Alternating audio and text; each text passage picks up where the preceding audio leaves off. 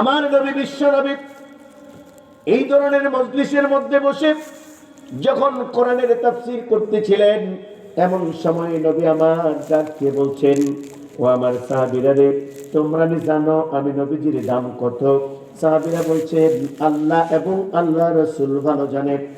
এমন সময় নবীজি বলছেন, আমি নবীর দাম এত এত এত, আমি নবীর দাম এত, আমি নবী যেই পর্যন্ত জান্নাতে প্রবেশ না করব সে পর্যন্ত কোন নবী জান্নাতে প্রবেশ করবে না।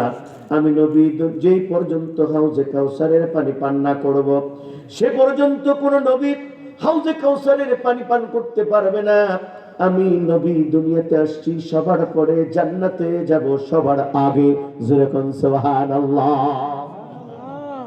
আমার মুসলমান ভাইরা বন্ধুরা, এবার নবীজি বলছেন, ও আমার সাহাবীরা রে, তোমরা কি জানো তোমাদের দাম কত?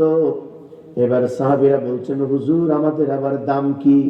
এমন সময় নবীজি বলছেন, সাহাবীরা রে, তোমাদের দাম এত এত এত, আমার উম্মত যে পর্যন্ত জান্নাতে প্রবেশ না করবে সেই পর্যন্ত কোন নবী তো, উম্মত তো দূরের কথা, সেই পর্যন্ত কোন নবীও জান্নাতে প্রবেশ করতে পারবে না। আল্লাহু আকবার, সুবহানাল্লাহ। আমাদের দাম কম না বেশি?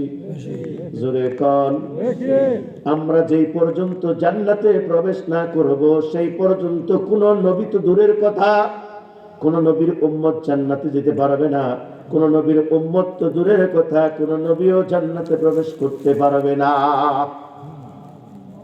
তার প্রমাণ হলো নবীগণ দোয়া করে বলতেন, আল্লাহ